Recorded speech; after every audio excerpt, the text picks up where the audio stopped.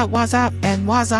And welcome to another episode of the KopiBros show presented by Chit Podcast Network. Now, today, we have had the very, very fun experience of talking to Enzo, who is Singapore's #1 ranked paddle player. So for a lot of our listeners that don't know what paddle is, it's a cross between tennis and squash. So he actually talked about a lot of things, but I think what really struck me is that #1, he's as a pro athlete, right? How he had to do training, how he had to do like recovery, how he had to rely on app. He even had to go to Spain to do a training camp. And then he also talked about his coaching career, right? How he had to coach players and then what he focuses on. Very interesting experience, and I learned a lot about the sport. And it really made me want to go, watch. Without further ado, before we get into our episode, a word from our sponsor.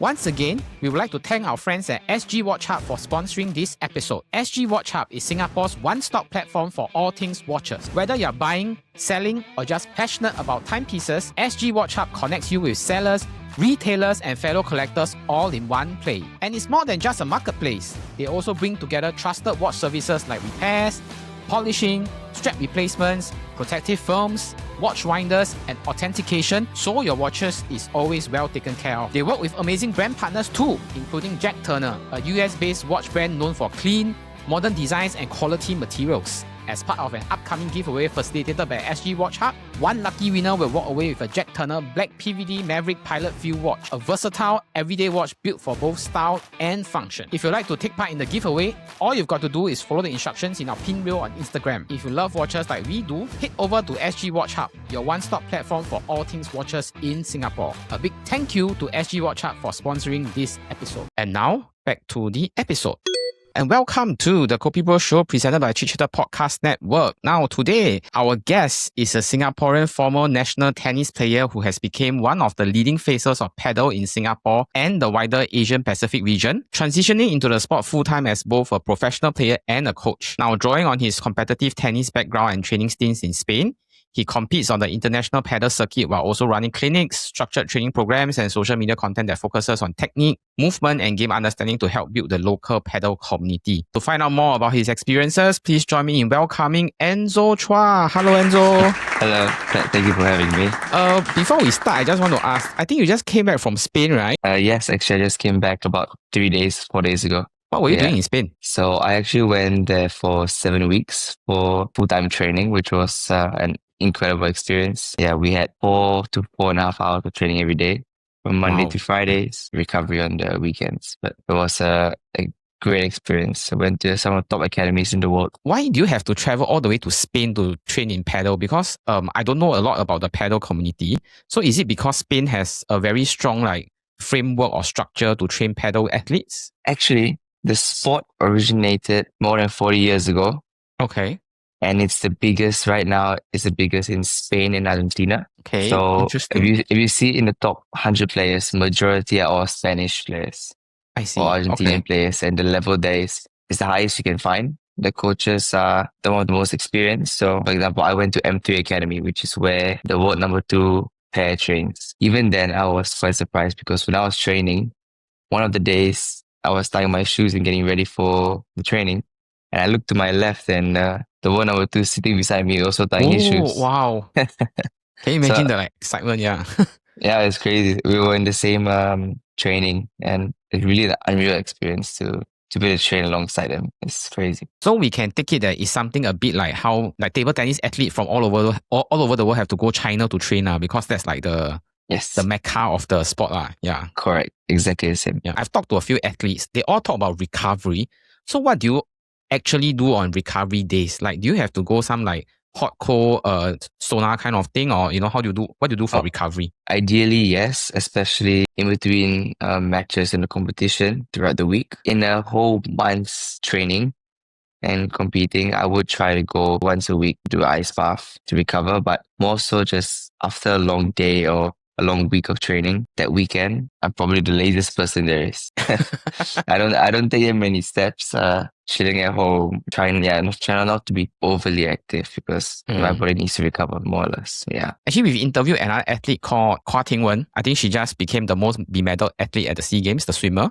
We asked her what do you like to do on your off days or when you're not training. She said, I just like to lie on the floor with the foam roller Then I was like, that is like such an unathlete thing to do on your off day. Now, to be fair, that's a very athlete thing to do. I mean, being with the foam roller is fantastic. Now, I I see. personally don't like the foam roller because it's so Ah. painful. I have been starting to use it more. Once, twice a month, I will go for a sports massage, and and I can guarantee you the sports massage hurts a lot more than the foam roller. So it's Okay. worth to do the it's worth to do the foam rolling. That is another new thing I learned today, that sport massages actually hurt. If you have a place that is tight or there's a knot, it can really hurt. Before we get into the actual interview, right, I think to give our viewers some context, maybe Enzo, can you just introduce to our viewers like what is paddle as a sport? Like what are the rules and what is it close to, so that they can sort of understand what is it about? I would say paddle is a mix between squash and tennis. Two different aspects of the two sports coming together because it's essentially the same like tennis. You have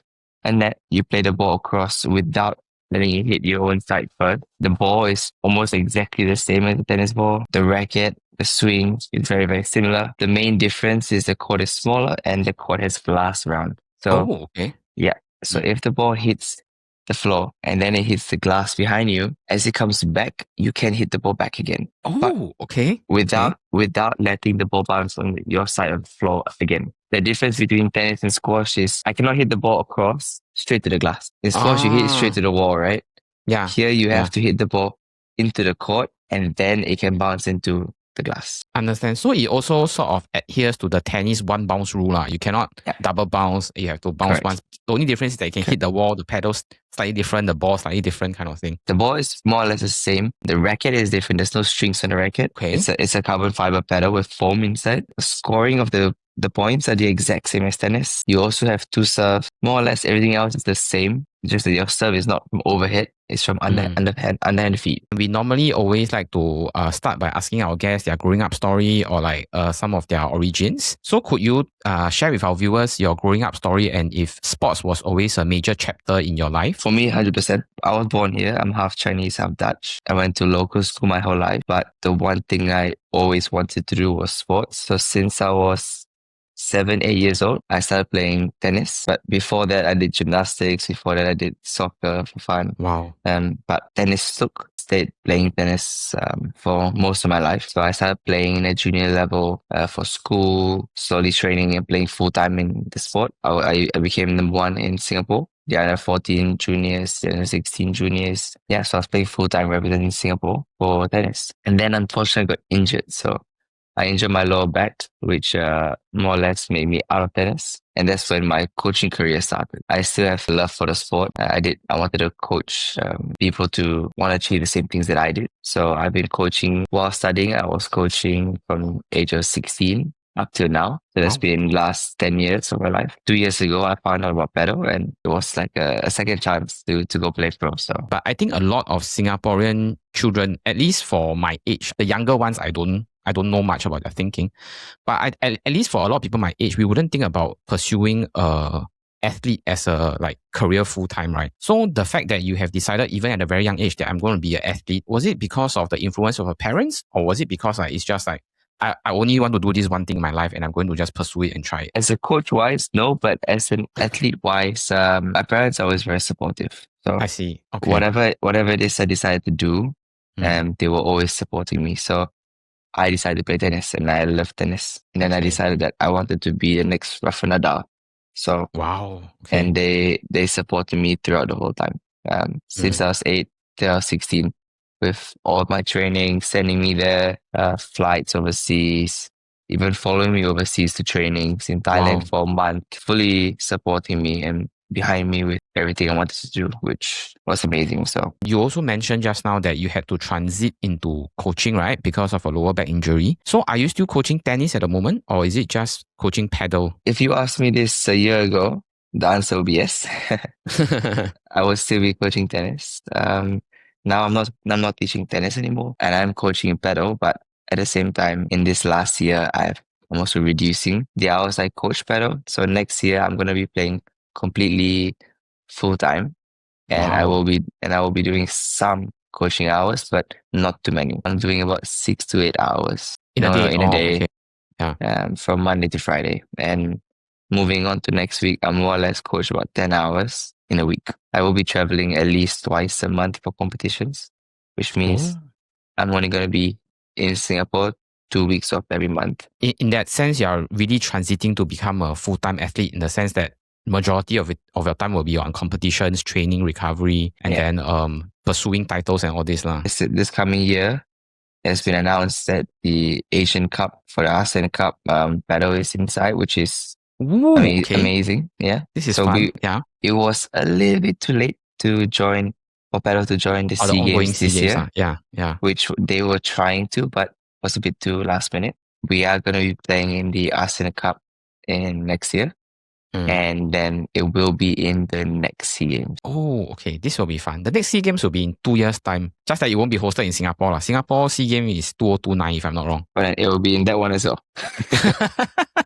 My research on your story is that some of the skills from tennis is actually very easily transferable to padel. What are some of the similarities and differences when it comes to tennis and padel in terms of like the skill required or the sport itself that make it such a like smooth transition? For tennis players to play padel, it's a lot easier to transition in the sport. You are more or less swinging the same way. You have the same volleys that you do in tennis and it's in padel. There's many shots in padel that is more or less the same.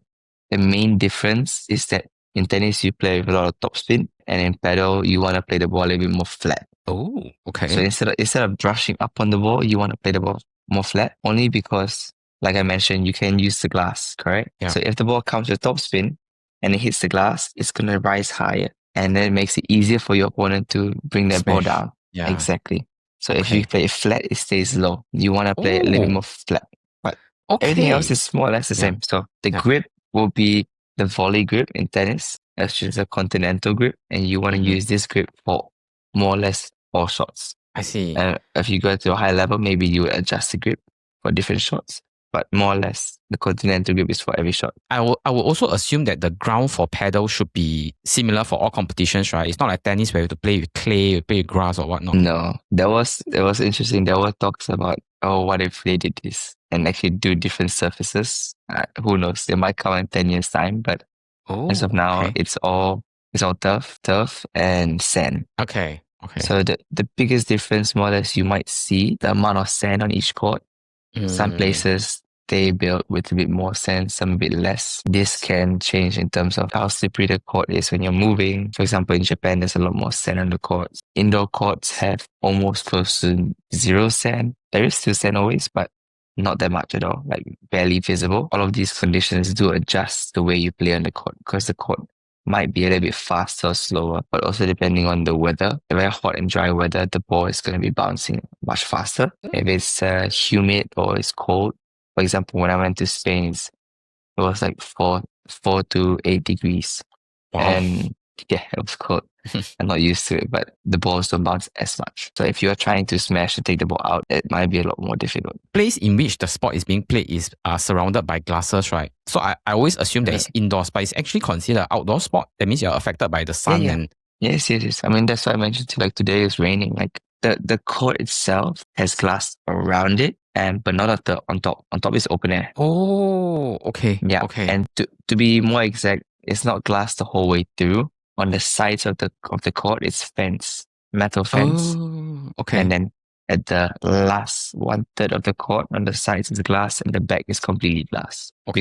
Because actually, if I'm playing and I want to hit the ball towards you, I can actually hit the ball behind me onto my glass, and then have the ball ricochet over towards your side of the court, which makes it very fun, because there is a lot more creativity, and possibilities in the matches compared to in tennis where it's straightforward. So that actually leads me to my next question, because when I first came across your profile, instead of linking the sport to tennis and squash, right, I linked it to a more popular local sport at the moment called pickleball. Yeah. So what are some of the similarities and differences between pickleball and padel? All the difference. Pickleball is really it's really just tennis, a much smaller version, a lot friendlier version as well. The ball is not the same. So padel and tennis both have the same ball. And pickleball, the ball that is used is same as the floor ball. It is a plastic ball with holes. So it's much lighter. The racket is carbon fiber and plastic. It's a lot lighter and thinner as well. Barely any weight on both the racket and the ball, making it very minimal resistance. Paddle was invented in Europe. Pickleball was invented in the US. Oh, okay. And actually, because tennis is a huge sport and very well known, pickleball was more or less invented for the older folk, Oh, okay. especially in retirement homes and whatnot, so that they can stay active and play sports. So that's why the court is a lot smaller. The ball is so light, the racket is light. So there is not much impact in the joints, and you can more or less play with taking one step to hit the ball because the court is small. And then obviously now people are taking it, the youngsters are playing it, and then it's becoming intense and more high. Yeah. The entry level, I would think, is not that difficult, like compared to tennis, because I do find hitting a tennis ball like difficult. Like it needs some practice to be able to hit it properly. And we're going to take a quick break in the podcast to thank our friends at CityMusic, one of Singapore's true pioneer in the music space. CityMusic has long been known as a go-to destination for musical instruments, but they've also been making big headway in audio and video equipment, especially for creators and podcasters. From guitars and pianos to audio interfaces, microphones, and even video recording equipment, CityMusic is true one-stop shop for everything music and content creation related, with options for every budget. In fact, the audio you're hearing right now is recorded using the Zoom ZD-M1 mic, an amazing broadcast-style microphone that delivers professional quality sound on par with other big-name podcast mics, but at nearly half the price. It's proof that you don't have to overspend to sound great. We're excited to share that we are again partnering with CityMusic for an awesome giveaway. One lucky winner will walk away with a Samsung satellite desktop broadcast microphone. It's the perfect plug and record podcast mic that you can get directly from CityMusic. All you need to do to take part is to follow the instructions in our bio. Once again, a huge thank you to our friends at CityMusic, not just for this awesome giveaway, but for being a pioneer in the music space and for making sure creators, musicians, and podcasters always have the right equipment for whatever budget and setup they want. CityMusic, powering your sound, your music, and your content. And now, back to the episode.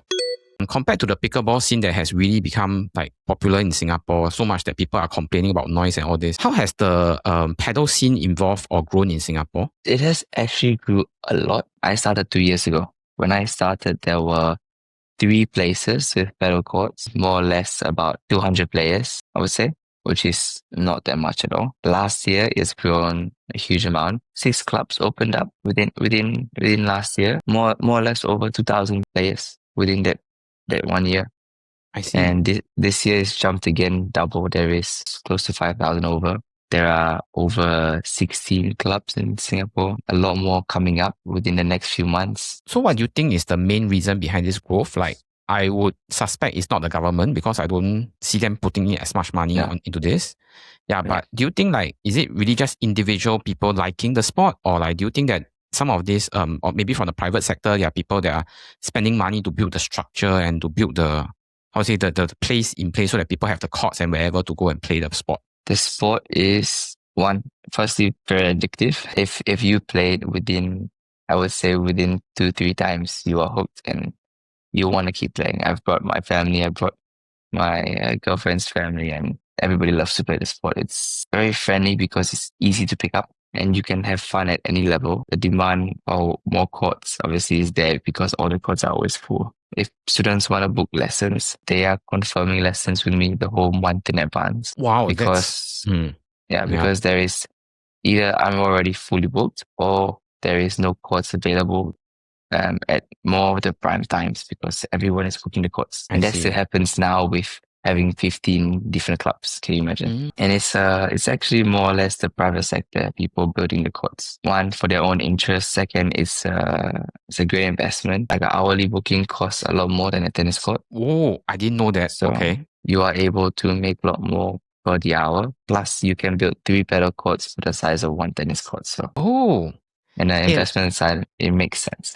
Yeah. I think Enzo, on your, on your off season or when you're resting, right, this is a legit sales pitch you can go ask people to invest in. Then it benefits your sport and at the same time you can take a cut also.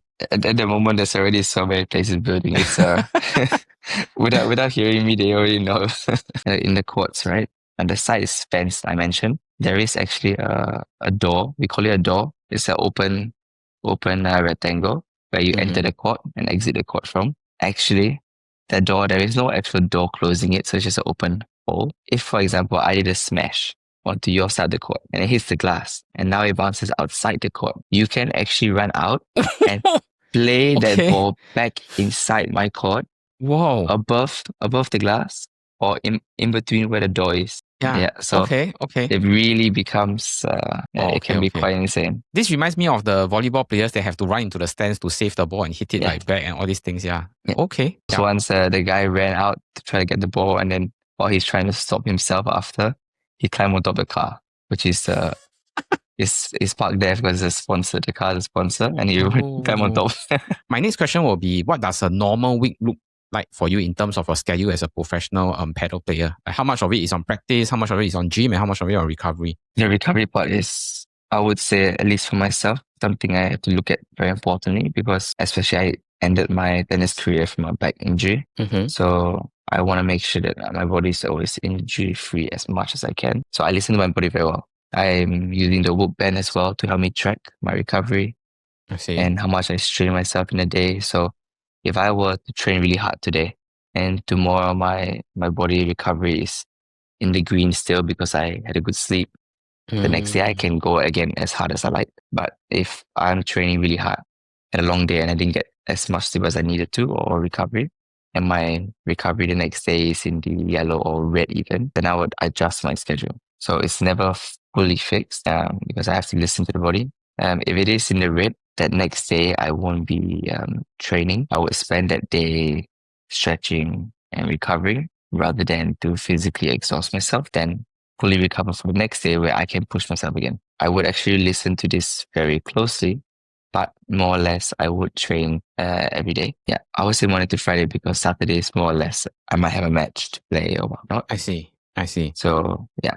And then any of these days from Monday to Friday, I might have a day that I had to take a rest or maybe just do half the training because of how the recovery is. But I would try to spend as many time as possible on court. Off court, I would do twice a week. And it normally ends up becoming 3 times or even 4 times in a week because of the weather. Okay. Yeah. So that's why I don't do too many off-court sessions and I take the chance to do on-court because the moment it rains on that day, it's like, okay, you're going to the gym instead. So especially for December, right? Because this few weeks is the rainy season. Yeah. The season starts mid-January until end November.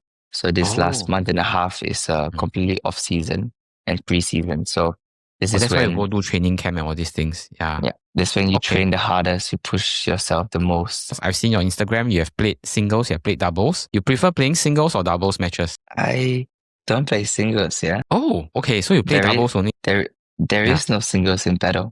Oh, okay. So it's my misunderstanding.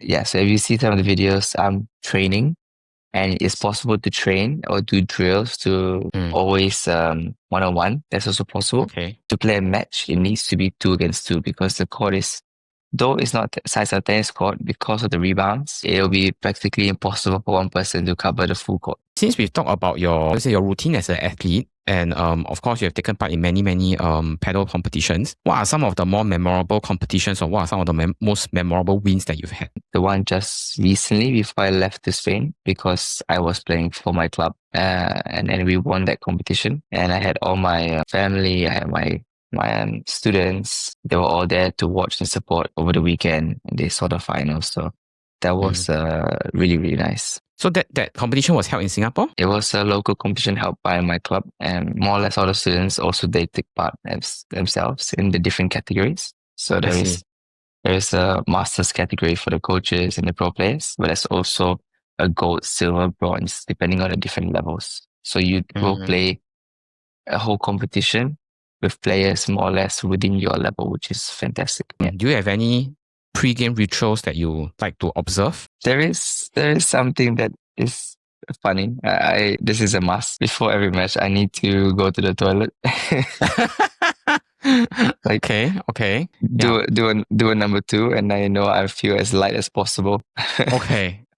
But I do have a thing where whenever I'm putting my nose strip for Terrapin, one of my sponsors, I would because I'm putting the strip on and I'm looking in the mirror. I normally do this right before I'm going to hop on court. Okay. Okay. So then I'll look in the mirror and I'll put it on, and then it's more or less like get in the zone and start. And Okay. then like When I go to the gym, I always start my gym sessions with about a 20+ minute run. And I always hate the feeling that you run until half, like 10 minutes in or 5 minutes in, you start feeling like I need to go to the toilet. So I always make it a point to go to the toilet first, then I change and I get ready for the gym session. Yeah. and it makes a difference because you actually feel lighter. Yes. You feel lighter. I don't know, mentally you just feel like, okay, I'm ready for the run, like I'm ready for this 20+ minute thing. Yeah. It's true. Yeah. But also a rule in tennis and paddle is the same. You play a match set to 6 games. It's one set. And you need to win 2 sets like this, correct? So the match is more or less about 30+ minutes. You are given allocated water breaks during the time when you change over, right? But the water break is a quick minute and a half, drink, and go back again, right? If you need to suddenly go to the toilet to make a number 2 or something, it's not possible. You cannot. Yeah. You have to wait till the whole set is done before you can have a toilet break. So I think it's a good idea to go before. I wasn't expecting this answer. I thought people would like say, I have to tie my shoelaces like the left side first before the right side or whatever. But I wasn't expecting this. But it's a legit concern. It's a practical concern. Yeah. It's the truth. So, as a coach, right, and as a pro paddle athlete, what are the differences between the 2 roles? I have the same love for the sport in both aspects. And when I'm training for myself, I'm always trying to give 200% on the court when I'm on the court. If not, to me, I find that there's no point in being on the court. And as a coach, the same thing. I try to give that 200% to my students. If we're off the court and we want to chit chat, have fun, no problem. But when we get on court, then I'm going to give you 200%. But I also expect that you give me 200%. In the coaching side, I do mostly teach adults or younger players that are really interested in learning and getting good. If it's, for example, kids that want to come and play or whatnot, nothing wrong with that. For just that, I would recommend to those parents that maybe you should go with, for example, this or this other coach where I see. They enjoy to play and have some fun games and whatnot. Understand. Just because if I would take some clients on, then I would try to help those that want to bring their level up. It's more worth the time for them. Yeah, because I really don't have that many slots available. So interviewed another table tennis athlete that's retired already. She also says that when she coaches, she tends to coach those that are already of a certain level because she feels that anything too young, I think it's like sometimes they're not focused on just improving, right? Sometimes they're focusing on, I think, the repetitions, how to make this fun, how to make sure that they come back next week. Whereas for people of a certain age or a certain level already, they know what they have, then they know what they want to improve on. I think it might be easier to focus on that. Yeah, I mean, I'm not too fussy about whether they're beginners or not. Just more so that when they come, that when they're interested really on the learning part of it, and I see, right, rather than some of them that come is just for like leisure or So then I would much rather teach the ones that are really interested in getting better, improving lah. Yeah, correct. What is one core principle you always try to instill in every player or every athlete you coach? I have the same goal when I'm as a player though. Whenever I step in the court, I want to make sure that when I leave that court, I am better than I was when I stepped in. It can be the smallest thing. It could be even just a mindset thing, not even a physical thing. When I leave that court, I know that I'm better in something before coming in. For example, if I'm playing and I'm very aggressive and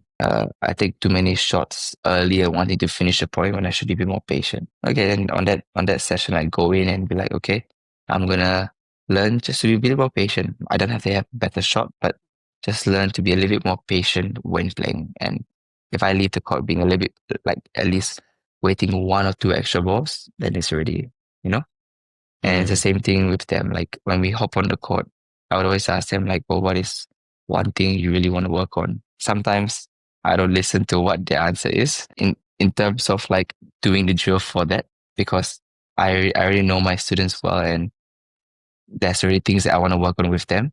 But I more or less ask this question because I want them to be aware of them as well. For example, some students will come in the court and say, I want to work on my smash, Enzo. Their smash is not bad, for example, but they cannot play a good backhand. But people always tend to want to work on the thing that they're good at because it's fun. not the things that they're bad at. So I would ask them this just more or less to realize with them that, okay, you need work on the backhand side.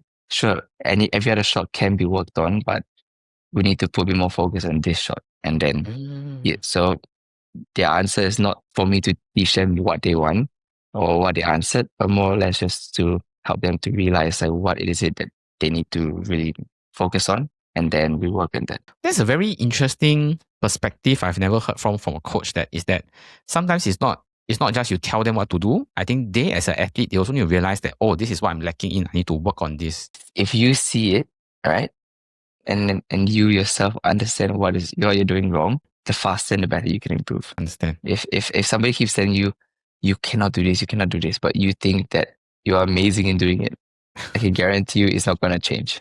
Yeah. My last question for this segment is that, let's say today you see a paddle player that wants to go pro, wants to be a full-time athlete. What are some of the options they can consider? Like where should they start from, or how can you help them to like go pro? Unfortunately, at the moment, paddle is still quite new. It's still quite new in Singapore, and we are not quite there yet in terms of having a federation or be part of Sports SG. So a lot of things are fully funded by the players themselves or supported by some of the clubs. That being said, of course, they are working towards getting all that sorted. But as of now, there are a few clubs which are pulling in some of the best players or players that are interested to come together to train, giving them subsidies because we're also going to be playing in the Asian Cup. The last 2 years, we did send a team. Each year, the level of our players are getting better and better slowly. But if we, once we have this whole thing down and we have a proper structure, then there is, I would say, a more platform or pathway for people to follow. And as of now, really, it's about their own hard work and them putting the hours in. They can definitely look for me. I mean, I'm the captain of the team the last 2 years, and I definitely, whoever is interested, I try to help them and give them advice on who they can book lessons with and whatnot. And until we are at a point where we can offer a proper pathway, But before we end, we will just like to go with a round of quickfire questions. Okay, so the first question for the quickfire round is 3 words to describe your game. My game is aggressive, stylish, bold. Creative. I would say okay, yes. bold. Aggressive. Yeah. I do tend to do things which people sometimes might not do it given the circumstance. I see. So aggressive, stylish, and bold. Okay. Yeah. That makes me want to watch you compete even more. Favorite song to listen to? Yeah, this one, there is actually no favorite song. It's really just genre. I really like Afrobeats. So, but I'm quite easy. I don't listen on repeat. I would on repeat play a whole playlist of different songs. But yeah, Afrobeats for sure. Favorite athlete? Of all time has always been Nadal. I'm a left-handed. Oh, no wonder. I'm left-handed. I was thinking, why not Federer? Okay, Ken. Yeah, I'm left-handed, so I've always been trying to follow his footsteps as a kid in tennis, and yeah, he's also very aggressive, very bold, but also he is a left-hander, so I do enjoy left-handed players because it's the same as me, and I feel like I learn so much from them and how they play. Understand. So, one quote or advice from anyone that has helped you immensely? I would say from my mom. She always told me to do what I believed in. Doesn't mean people don't do it, means it's wrong. So if I believe in something, I trust my instinct and I go for it. So I'm not the kind that would follow the train all the way. Like if I feel like I should go this way, I'm going to go this way. Favorite sport outside of paddle? I can't say tennis. That's cheating. No, that's a bit too easy.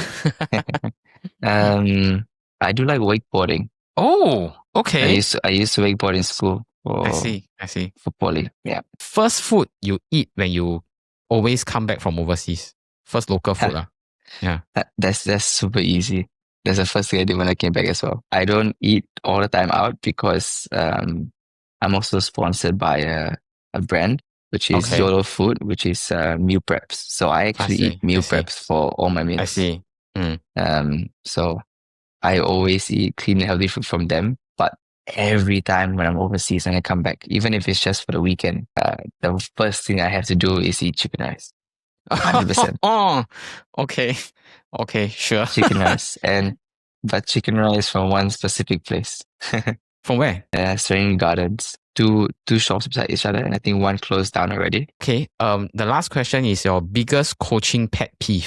For me, the biggest coaching pet peeve 100% has to be the student just cannot judge the ball. When it comes to judgment, if I throw a ball, for example, and they can't judge the depth or catch the ball, yeah, It's that going to would be a long tough coaching one. session.